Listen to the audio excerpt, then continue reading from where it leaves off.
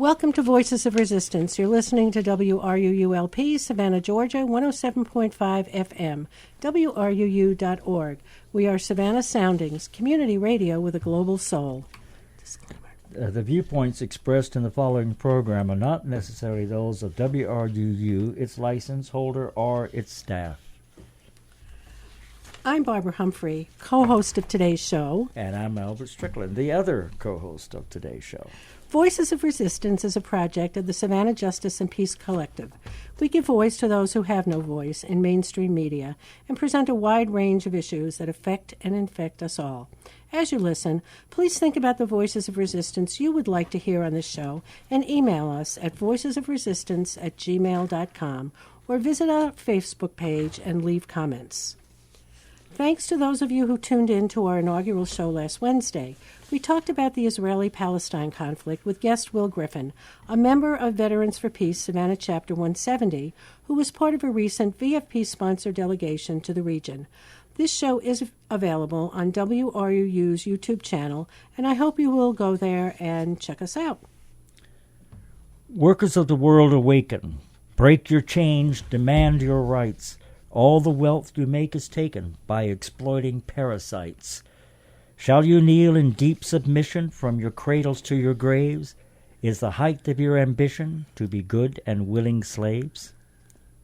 In advance of May Day next Monday, we talk about the labor movement in the U.S. with our guest Philly Myers, who is now retired, but you'd never know that from his bio. Philly spent the last 37 years as an active and retired member of the American labor movement. He worked in the newspaper industry in New York City. Philly moved to Savannah in 2006 and became active in both the Chatham County Democratic Committee and the Savannah Regional Central Labor Council.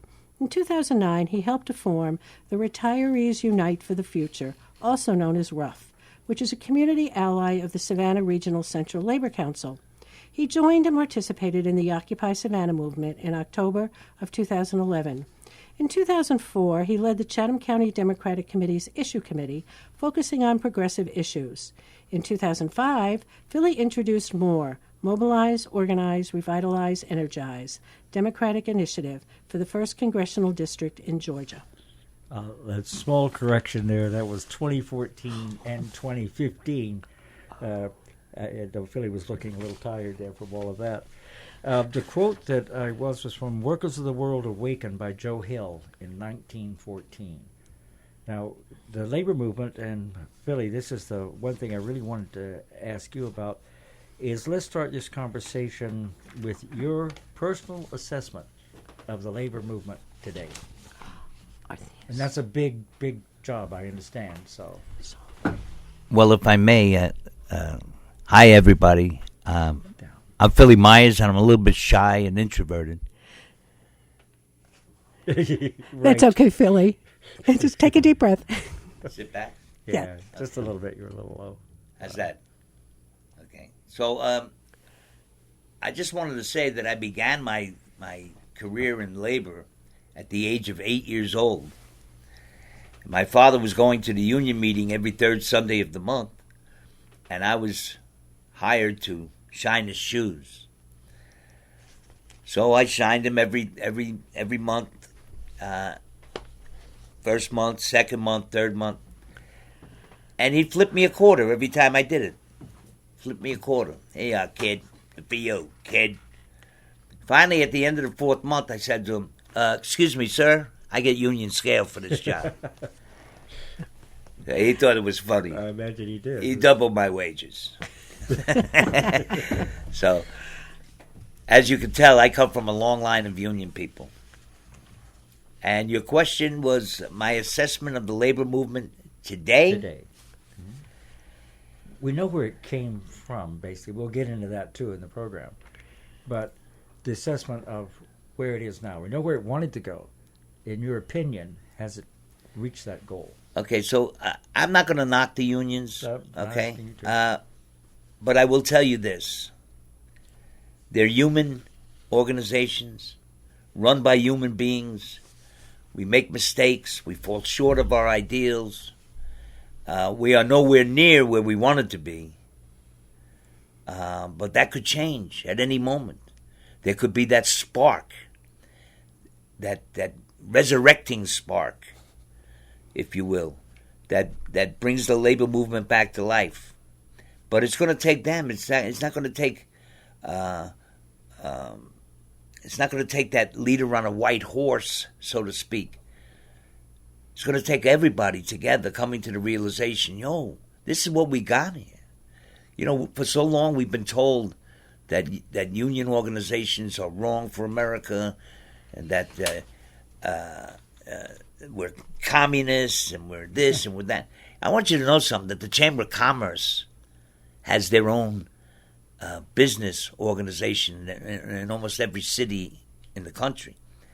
They have it in the state capitals, and they have it in the national capital in Washington, D.C. They have an organization. They know the value of organizing, but they don't want us to know the value, because if we know the value, then maybe we could get the value of our labor.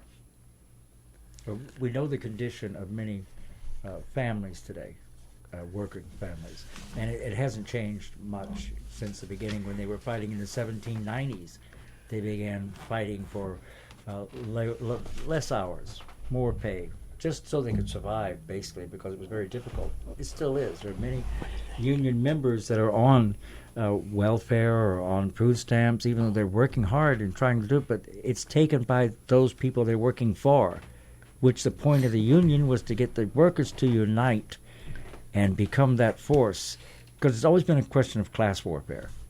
The worker always against, or the exploited against the exploiter.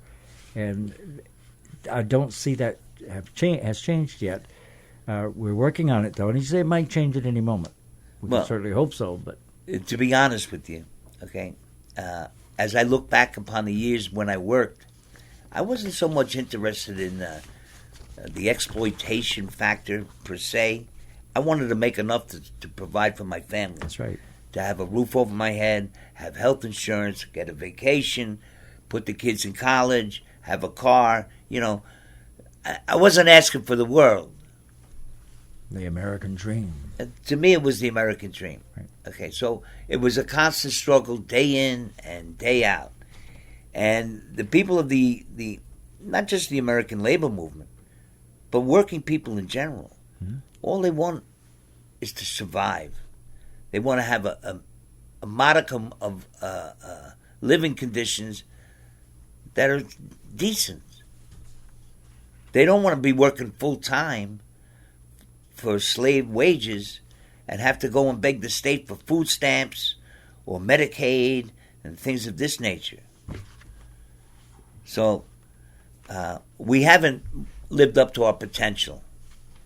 I say we because I still consider myself part of the American labor movement. We haven't lived up to our potential. But like any seed, the potential is there. Right. For many workers today, we know that the American dream has become an American nightmare, that there really aren't enough jobs for everybody who wants to work and needs to work, and many people have to work 2 or 3 jobs just to be able to do the kinds of things that workers were able to do 50, 60, 70 years ago when we had a relatively robust industrial companies in our country. Many people today also don't know what the history of labor is, how hard people fought, how many people died to get where we are today, and yet many of us who did see some of that, or at least were more aware of it, sort of see us slipping backwards a little bit. You think? I think, yes. You think we're slipping backwards a little bit? A little bit. Okay, so the wage scale of today, while the individual worker may say, well, I got a raise last year, or I got a raise 4 years ago, or I got this raise, and when you put that against the cost of living, you are going nowhere. You haven't been going anywhere since 1980. Our wages have stagnated. And it's very disappointing because you mentioned about workers, there aren't enough jobs. And you know whose fault that is? That's the fault of capitalism itself. Absolutely. Yes, thank you. Capitalism as a system of things, a system of operation, has really outlived its usefulness as a generator of jobs and income for people. They have managed somehow, primarily I think through the financial field, they have managed to amass these huge profits, and the working people are going nowhere. Now, that trend is only going to continue. Automation is here. We can't fight it. In fact, I'm all in favor of automation. We could probably automate 95% of the jobs. We could probably automate 95% of the jobs that exist today, and I'm all for that.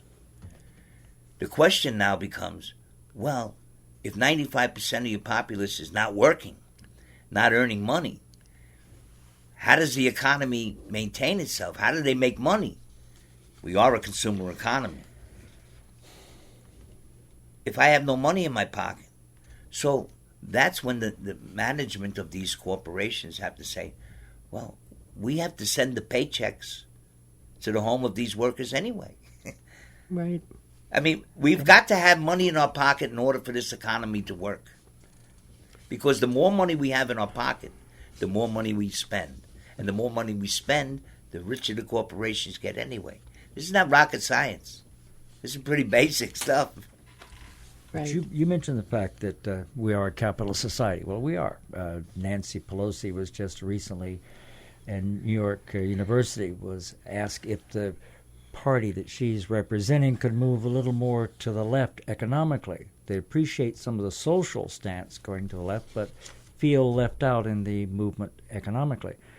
And her response was basically, we are capitalist, and that's what we do, essentially.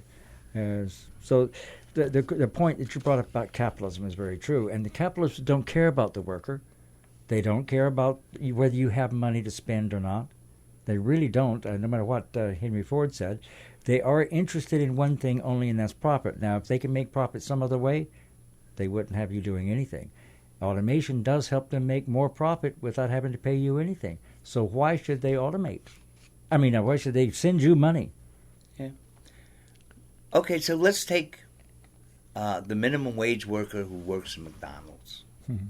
Okay, or works, I want to specifically cite this, works in Hardee's. Mm-hmm. I forget the guy's name, but they were going to put him up for Secretary of Labor in the Trump administration. Right. And he said, if they force me to pay $15, I'm going to put in automated machines and have the customer come in and punch the machines, and we won't have employees. Right. Okay, so now carry that philosophy down to its final analysis. Who's going to be able to buy his hamburgers? Right. Do you think they're really looking at that? Because think of it for a moment. There are already, here in Savannah, there are already restaurants that do that. They give you a little thing, you punch what you want in, they go and hold it, and when it's ready, they call you up and you get it. And it's being automated, most of it, where they don't have to do very much.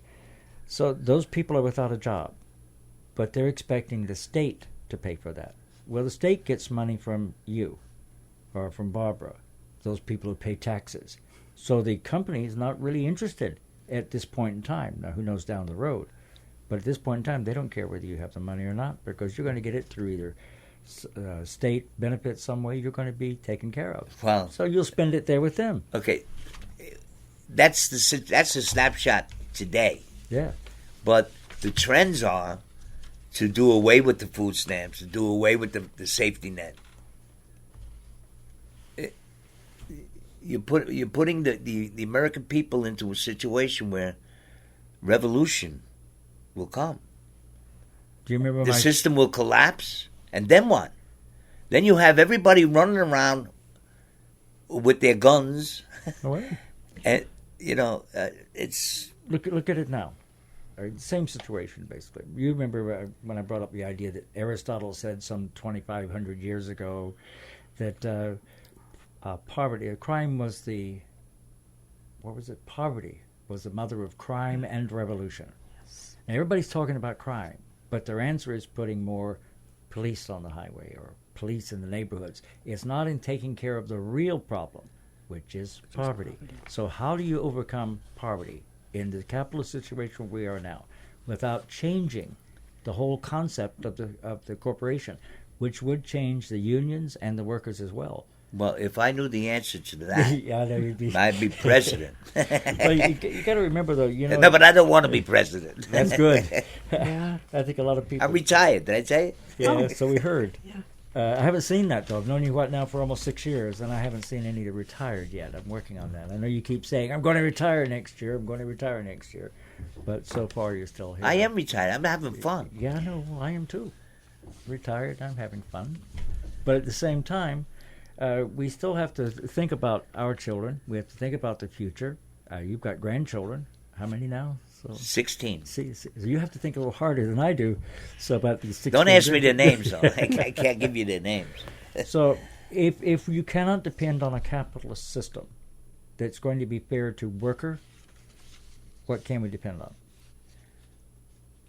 I don't have the answers to that. I don't have the answers. I just don't have the answers. I'm sorry. No, that's all right. No, I that's don't think any okay. of us do really. That's the problem. Right. That's why we're talking.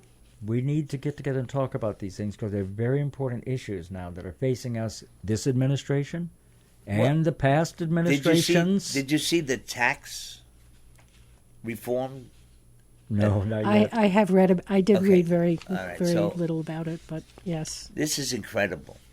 I mean, how many times are the American people going to fall for the same voodoo economics? We have they keep telling us we have a spending problem, not a revenue problem. Millions are unemployed. Millions are underemployed. And those that are employed, most of them are making less than adequate wages. So don't tell me that we don't have a revenue problem. We have a revenue problem. Certainly do. But the way they're passing it off and the way they're spinning it is that we have a revenue problem, we have a spending problem, not a revenue problem. We're spending too much money. So what do they propose? Well, let's see. We're gonna move the corporate taxes down from 35% down to 15%, and we'll be more competitive with the rest of the world. I've been listening to the same old song since Ronald Reagan introduced the trickle-down economics. You remember when we were growing up, corporations paid as much as 75, 85, even 90% in taxes. Yeah. Now it's down to 35, 30, 15. Of course, in those days, when we were young, Oh, yes. we were the only game in town. That's Remember, right. we were coming right out of the Second World War. Right. Everybody's economy was devastated, except America's. I think the one thing that I learned from this things like this take a lot of research. I've learned a lot in the past week trying to put this show together. I know Yes, Barbara we has both too. have. Learned a lot of things. We in history we're really not taught the truth. We are bamboozled from the first class we get into all the way through. And reading some of the history here, when I learned the labor movement began in the 1830s, 1840s, the 60s, the Haymarket Affair, which we're going to talk about shortly, and all of these strikes and the unions that formed, and the hundreds of unions, different types, their effect on society and their dream. Their vision was to end capitalism. All of them had basically at that point in time the same idea. And they were going to make what's called, Joe Hill called in his song, a workers' commonwealth, where the corporations are not owned by people who make their money off the sweat of your back or your brow, or by slavery, whether it's wage slavery or chattel slavery or indentured servitude. But take it from them completely. They have nothing. They have to become a worker like you. And you produce what you need. Here we are, we're the richest nation in the world. Empire, not nation, we're an empire. Nobody has ever come close to our wealth. And yet we have homelessness, we have poverty, we have children going to bed every night hungry. So if capitalism is the problem, how are we going to, you personally, how are we going to turn this around to where we can go back to this dream from the 1900s and reinstitute that power that the workers have? In 1955, when the AFL merged with the CIO, and it became the AFL-CIO, 1 in every 3 workers was a union member. And when we spoke, people listened. That's where we got the nickname Big Labor. Unfortunately, being human beings, this went to our head.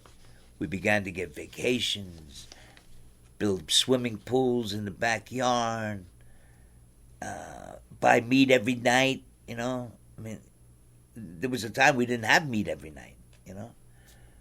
So I think we got lazy, we got fat. It's like a fighter. When a fighter's hungry, he'll fight. When he's secure and rested, he won't fight no more. So, are we reaching that point? What point? The point where we are getting hungry again. I'm talking about the labor movement that you see that you're part of now. Are they, because it's dwindled down to where the percentage of labor members is almost nothing. So are we getting hungry enough to realize that we have the power? The last figures that I've seen is that,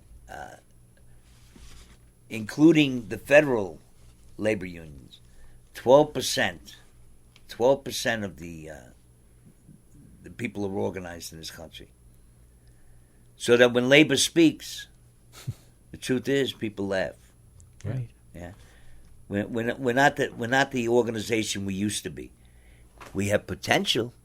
People are ready to go, but you got to organize them, and it takes work.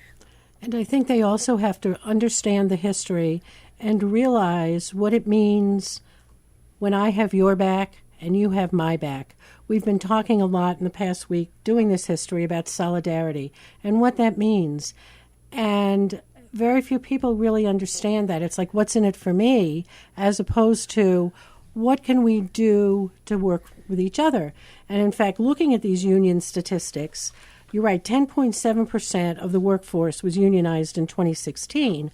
Of that, only 6.4% of the total unionized workforce was in the private sector. The majority was in the public sector. So we have lost really this base of unionized workers, and with it, any sense of why the unions were so important in moving us to where we are today. Okay, so you have two types of unionism. The one that we all see is, I call it the business unionism. That's hooray for me. Yep. I got mine. That's right. Okay? Right. I'm interested in wages and hours and safety and blah, blah, blah. Okay? I just want to keep what I have. You need help? Sorry, man. You're going to have to go elsewhere to get help. I can't do it for you. Then there's the soul of the union movement, which came out of the Wobblies, the International Workers of the World. And they were built upon 2 pillars. One was that an injury to one is an injury to all. That's you're yes, having your back. Absolutely. And the second part of that was solidarity forever. That's right. Okay? Now, the solidarity forever, incidentally, happens to be the present national anthem of the AFL-CIO. So they co-opted that song. Why? Because that song says it all. Solidarity forever. And the injury to one is an injury to all. When one person or one union is injured, we shut it down. Why? Because we need to have the power over the corporations. Otherwise, if we don't have that power, you see where we go. Right. We have become corporate owned. Absolutely. Absolutely. I mean, when we were doing our history, and I'm trying to look for this. I might not be able to find it, but there was a point at which there was a description of a strike, and it was basically all the trains stopped running. That was it. Everything stopped. And this was in Chicago. The stockyards had to shut down. Everything shut down because of the solidarity of the union workers with each other. One goes out, we all go out. That's it. Yeah. That's it. It's the only thing that works. There is nothing else that's going to work. Union members have to stand together. Just because I'm a carpenter on a job site and you're an electrician, if you are having difficulty, then we all, and you go on strike, we all have to go on strike. The tile setters, the plumbers, everybody. That's solidarity. If I sit there and watch you exit and I'm sitting there making money, I mean, I'm not your brother, I'm a traitor. You know, so that one, when you do this working for everyone, that's... And I've seen that. I've seen that. I did too. Yeah. I did too. Yeah. Yes, very true. Very, very true. And just the understanding, it seems so many people are aspiring to wealth, aspiring to be that ownership class. And of course, we know, us old people, they're not going to get there. Speak for yourself. And sorry. But instead of that aspiration, if we really took care of each other, we would have the good life. We could do what you had talked about before. Put a roof over your head, feed your family, go on vacation, enjoy your life. Yeah. And that would be so much better off for all of us. And of course the question becomes, how do we get there? How do we recapture what we've lost? Granted, there's more workers than jobs, and that always works against labor when you have those kinds of conditions. But nevertheless, how do we get back at least some of what we had? I do want to say one thing about Philly, though. Philly has always been there for the little guy, for the working guy. And he will put himself on the line for it. He always has. He puts his wallet, he puts anything he's got on the line for them. The question is, if we're going to get back to a point where people care, there has to be more than Philly on that line, though. So when the union, and this is an example you'll know about, when a union puts out a call that we're going to fight 15, you remember the fight for 15? The rolling picket line? The rolling picket line, yes. And you know who was out there? Do you know where I got that from? No. From the Wobblies. Really? Yeah. During the textile strike. No, I don't know if they were Wobblies in they were most likely. Okay, but they would go from strike line to strike line wherever they were needed. That's the Wobblies. Yeah. Yes. And that's the way things they called work. They called them the Flying Squadrons. That's the truth. I mean, but they had people that were willing to put themselves on the line. They lost their lives. They were arrested. They saw the importance of what they were doing. When you just, I'm sorry, I'm not going to put my life on the line. I'm not going to lose my job. You know, you'll never get anywhere because the companies use that against you. First thing they do is threaten, well, I'll fire everybody if you go on strike. So what happens? And then the unions now tell you can't go on strike. Yeah. It's a dirty word once. Well, what teeth does a union have if it can't strike? Or also another recent experience if you can't boycott. Use those words. What power do they have? Well, you know, it doesn't have to be this way. Okay, so let's pause there for a minute, and I would like to let our listening audience know we're listening to WRUU-LP, Savannah, Georgia, 107.5 FM, WRUU.org. We are Savannah Soundings, community radio with a global soul. This portion of WRUU-LP Savannah Soundings programming is made possible by a grant from Brighter Day Natural Foods, offering produce, vitamins, and supplements, and a deli and juice bar. Brighter Day is located at 1102 Bull Street at the south end of Forsyth Park. More information available at 912-236-4703 or brighterdayfoods.com.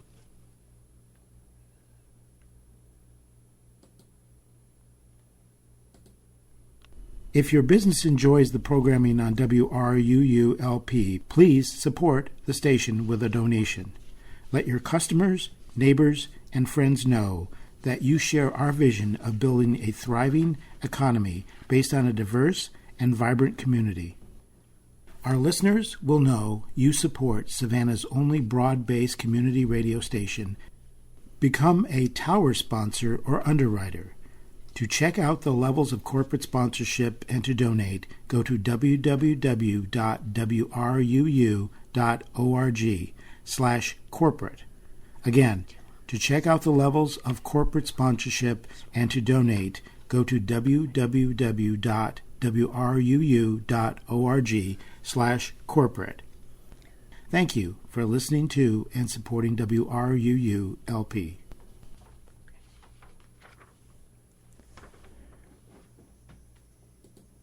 If the workers, we're talking about the power in the working people. This is from Joe Hill, written in 1914. If the workers take a notion, they can stop all speeding trains. Every ship upon the oceans they can tie with mighty chains. Every wheel in the creation, every mine and every mill, fleets and armies of the nation will at their command stand still. That's power. Yeah. That is power. We're back with our guest, Philly Myers, and would you like to talk to us about union power? And So I'm all in favor of union power, but the problem is, Sure, yeah. the problem is that we had power in 1955. We had real power. What did we do with it? We squandered it. We got fat. We got lazy. It became more business as usual. right. We began to make deals with the corporations, private deals, and next thing you know, we're in the situation we're in today. And I have to tell you, they got us on the run. I know there are plenty of people out there willing to fight, but they have us on the run. Now, how do we get out of the situation we're in? Right. One of the threads, as we were doing our research, that I kept seeing in the things I was reading was the question of unions. Should they be doing political action? Should they be doing direct action?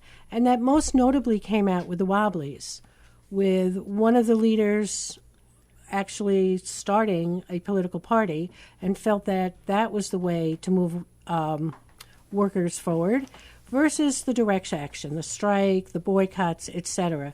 Do you have any sense of that as we look at where we are today? Okay, so I've long believed that the only thing the corporations understand is the bottom line. If you hit them in the pocketbook, then they'll sit and negotiate. No more givebacks or concessions. We shall not fall for the bait. I wrote that in the union song when I was up in New York. But the truth is that that's all they understand. That's all they understand. They are run by a group of people who are, by and large, absentee owners. They're investors, and the investors say, I must have my pound of flesh. I must have my return on investment. If I don't get my return on investment from you, I will take it and move it elsewhere. So that this investor, who's just another human being, puts his pants on the same way we do, and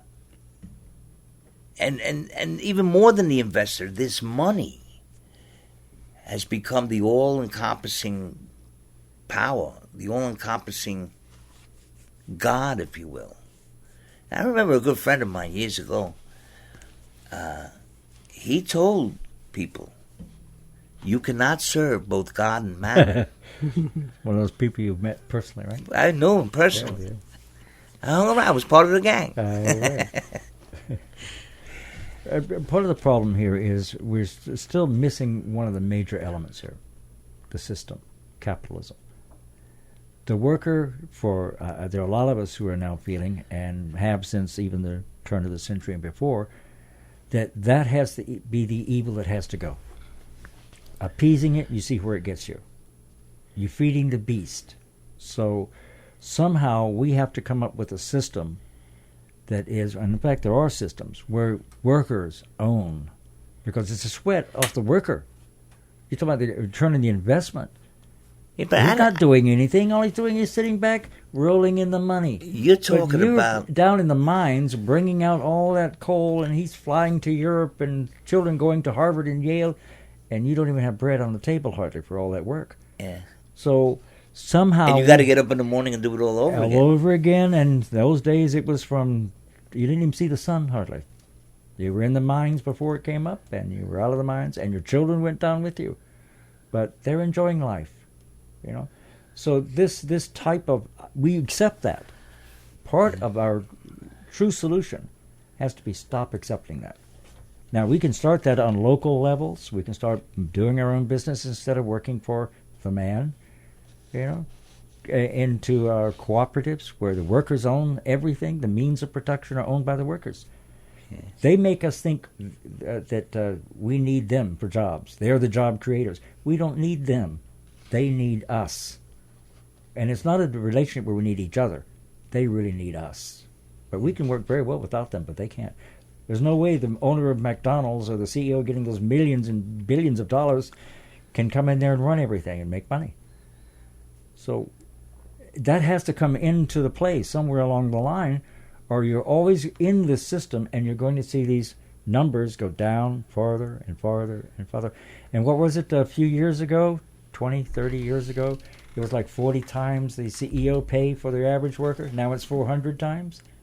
So where are the hard times in this, you know, except for us? So once we get that in our mind, then maybe we can get back to the real purpose of unions to start with, which wasn't to make deals with capitalists.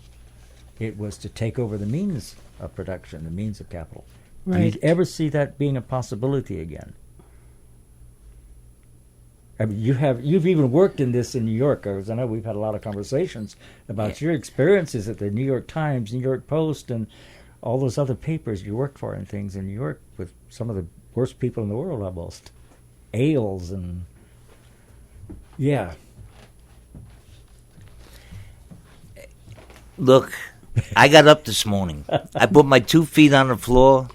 Anything is possible. Anything is possible. As long as I'm alive, anything is possible. As long as you're alive, anything is possible. Mm-hmm. But is it probable? Only we decide that. Listen, we've been slaves Yeah. since way back in the day of Moses. Another guy that you knew. Yes, I know. Okay, I mean, and we have the same thing. Yeah. You know, in 1955, 1960, a working man in the union could raise a family Yeah. on the one paycheck.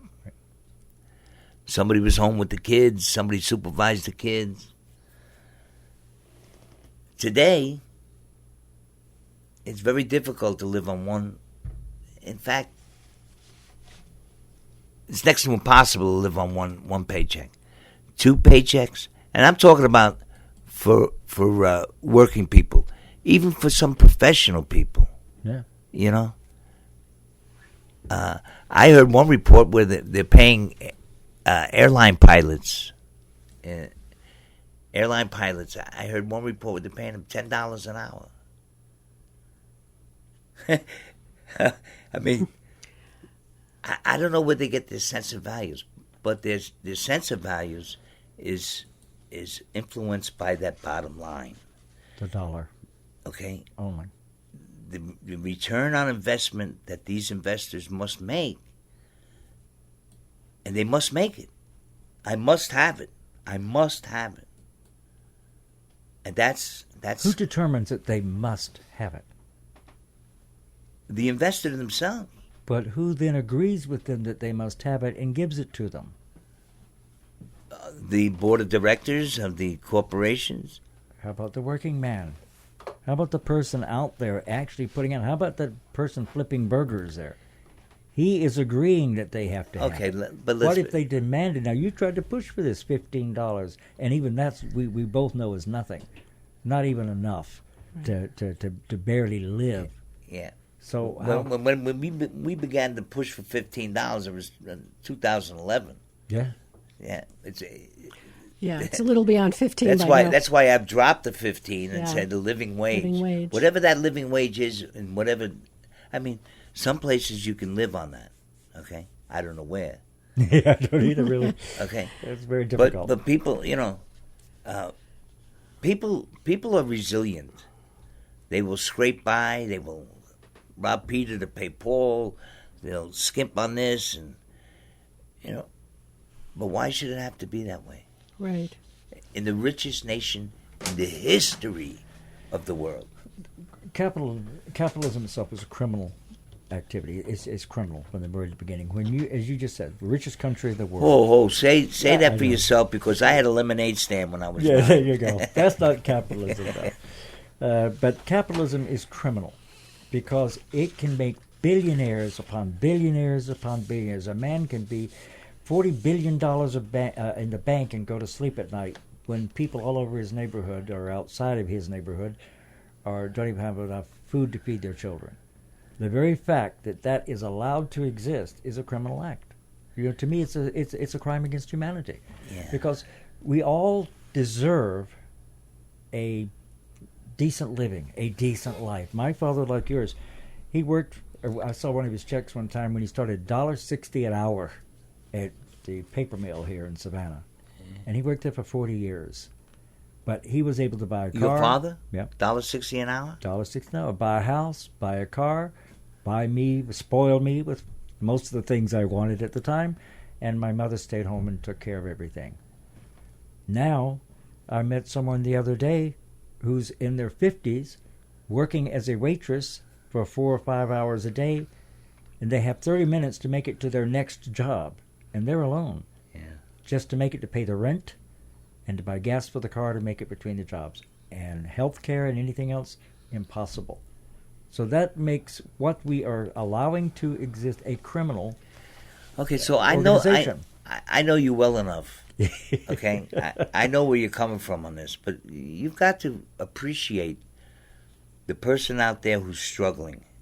Okay, the person who's been brought up in this system, and this is all they know. Yeah. Okay, and they say, criminal? I'm being robbed. Oh, you are. Yes, Right. that's Yeah, a no, no, criminal no. activity. No, no. They have laws against robbing people. There is Right. no doubt about it. That whole concept of making a profit. Now, I'm not talking about making your expenses back, Right. making a living off a job. I'm talking about making this profit.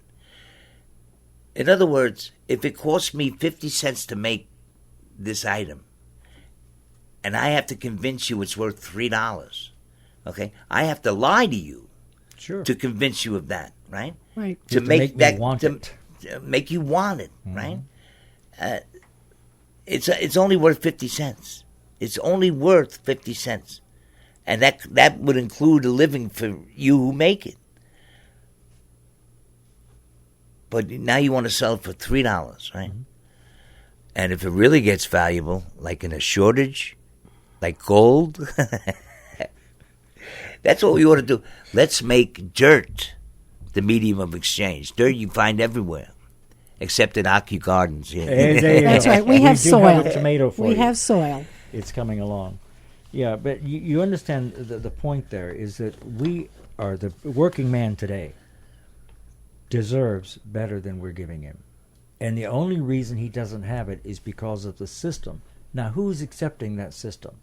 The consumer, because we're turned into now a consumer society. We're making things we don't need, and we're spending money on things we don't Okay, need. I agree with you. So why don't we, seriously, when you're talking about unions, the labor, where we came from, what the goals were back in the 1800s when they were being the child labor and indentured servants, what was it about the immigration? Oh, well, yeah, fascinating about immigration changing so much. In the early 1800s, it was mostly immigrants from Western and Northern Europe, and then that suddenly changed to Southern and Eastern Europe. Immigrants with darker skin, non-English speaking, not necessarily Christian, and things changed significantly in the way workers were treated.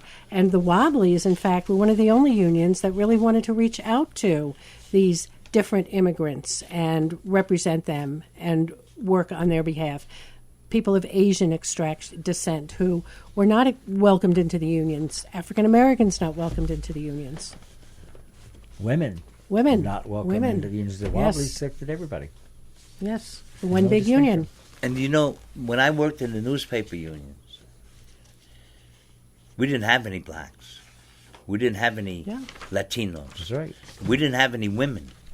Okay?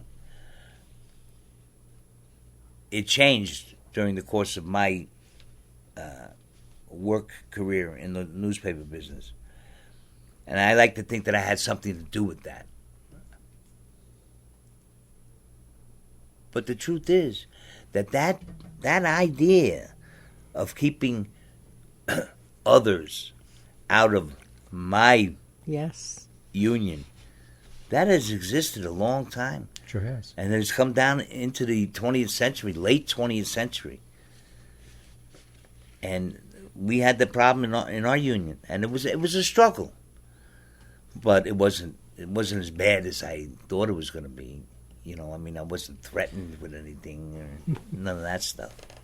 Why would I be threatened? I was Philly Myers. That's right. That's right. One of the things that I've noticed, and within the last 6 or 7 years, is that some of the unions are so divided among themselves that they only think about themselves. I mean, we talked about this with solidarity and that sort of thing.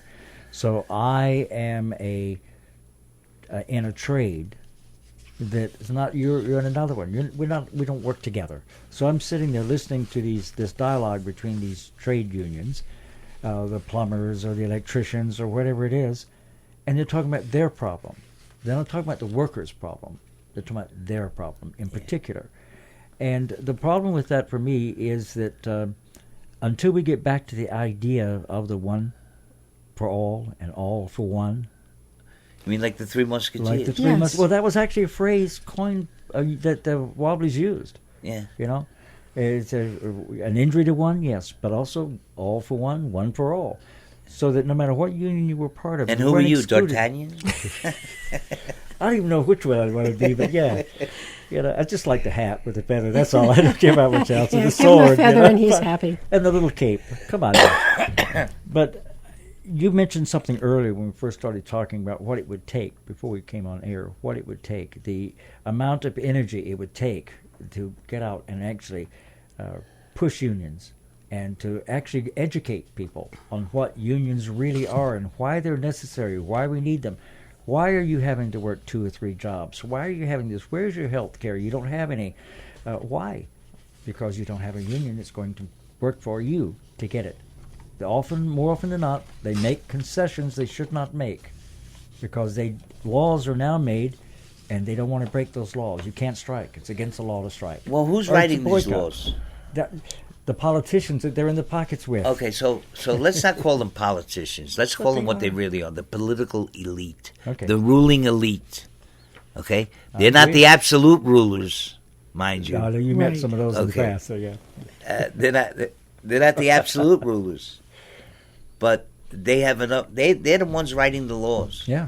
Okay, and like for instance, I hear that this new health care, the Republicans are compromising and getting this new health care back. And part of that health care system is that the politicians, the ruling elite, are not subject to the changes. They never have been. Well, yeah, they They can get haven't away been. with it. They never have It's been. not You're right. new. That's right. No, when Obama set up the Affordable Care Act,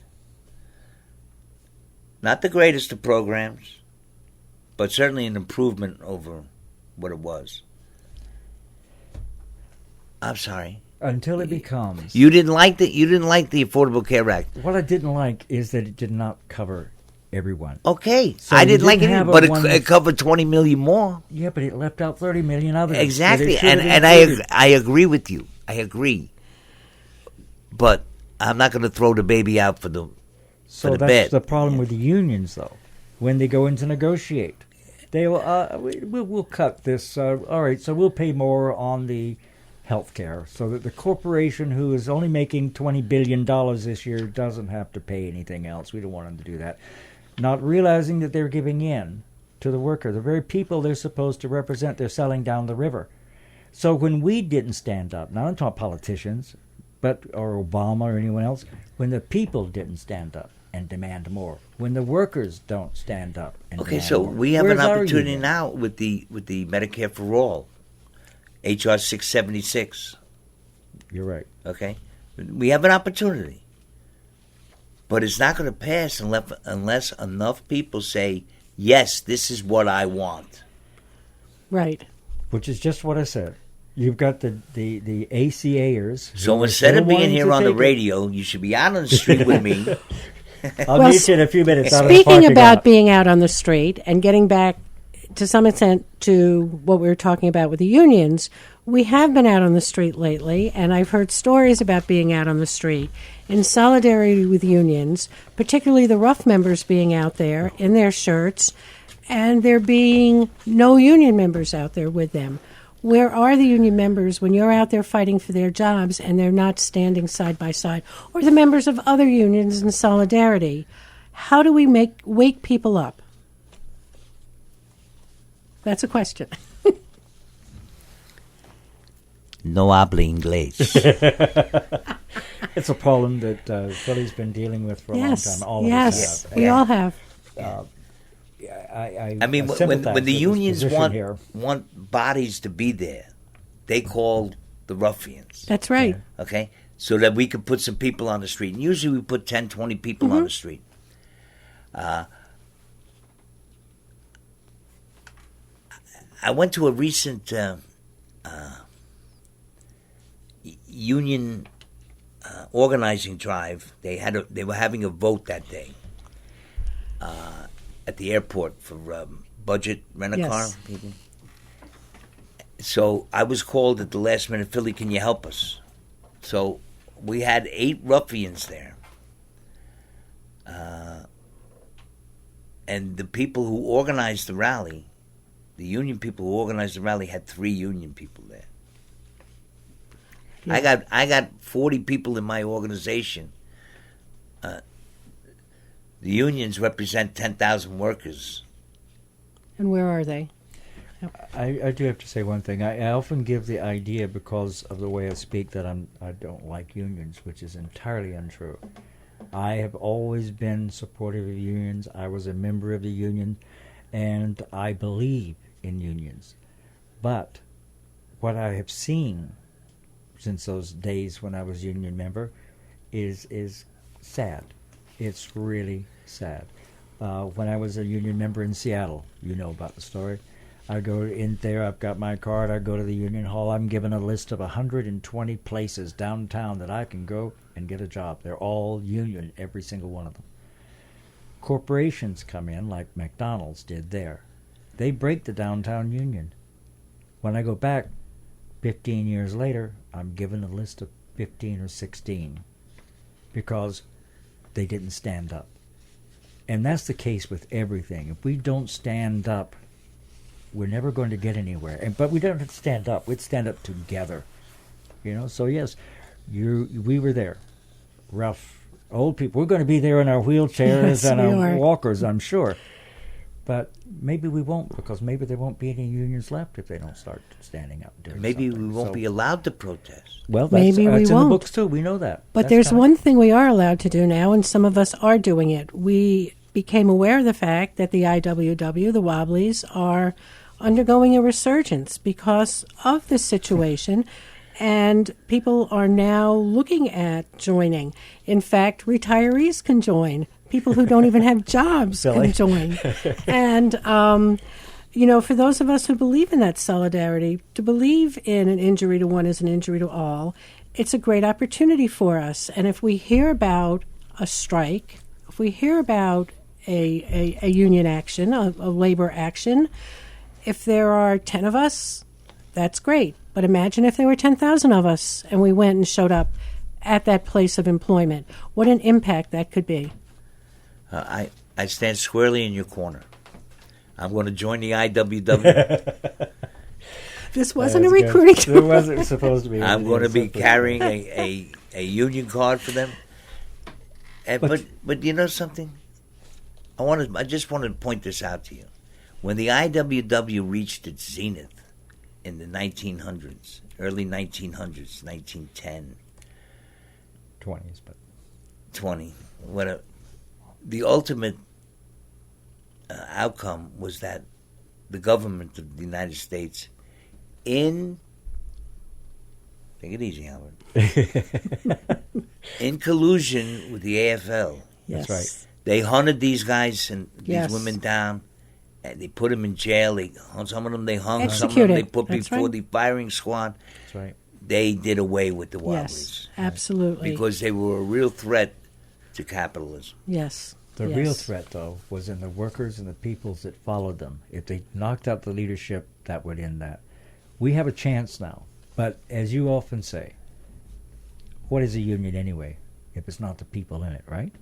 That's It's the it. people that make the union. You are the union. So even if we Right. join the Wobblies, if we don't keep them to the barrel to their head, they won't succeed. But the reason we are joining is because we really believe. And as long as we really believe, then we can stay on their toes and make them do what we want them to do. I see the makings of a new song here. That's I believe. Did you bring your guitar?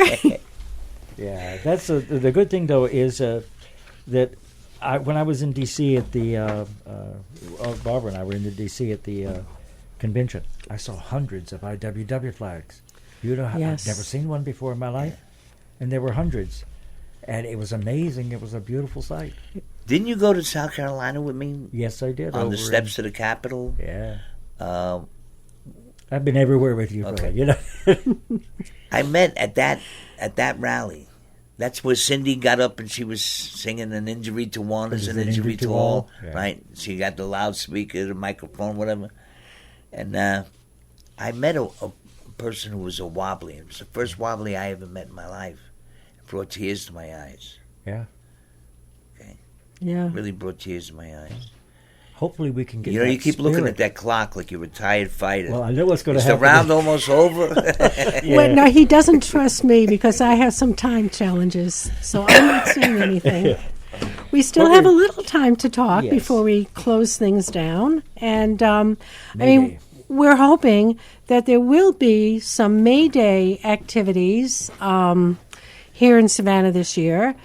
For those of you who are not aware of May Day, it was Labor Day. It was International Workers' Day, and it came about as the result of an amazing workers' action, the Haymarket Affair. And I urge you all to Google it and find out more about it, because this is when people took to the street and often lost their lives because they took to the street. And International Workers' Day, May 1st, is a very important holiday that I believe we need to recapture. You can go out on Labor Day and first Monday in September, have your picnics, but we need to take May 1st, May Day back as that International Workers' Day. And there are events in Savannah coming up this May Day, so check on them. Pay attention. Is this where I say next year in Jerusalem? Next year, no, I don't think so. I don't think so. But the point of the workers uniting and workers pushing and the workers taking control of the means of production is important. And not only that, but also people working in the co-ops and building our own economy so that we don't have to depend on these rich people who don't really care. What was it George Carlin used to say? It's a big club, but you ain't in it. That's right. So we need to take over this club because they can't function without us. Absolutely. And I think it is actually now time to thank Philly for coming and being a guest on our show today. I hope you enjoyed the conversation. Please visit our Facebook page or email us at voicesofresistance@gmail.com and let us know what you thought. Give us some suggestions. Join us next week when Voices of Resistance will focus on the greatest act of resistance of this decade. Our guest, Laura Shadley, will talk about Standing Rock and the importance to her as a member of the Klamath tribe and to all people around the world. This is such an important event that happened in our lifetime, and it's a very meaningful thing that many of us are working very hard to keep alive. It's another example when people stand together and how we can grow together. Yes. So thank you for listening today to Voices of Resistance. Absolutely. Billy? One last word. Good night, everybody. Thank you, Philly. We'll see you later. Bye. Yes, thank you. That's it. You have no further use for me? Oh. You're listening to WRUULP, Savannah, Georgia, 107.5 FM, WRUU.org. We are Savannah.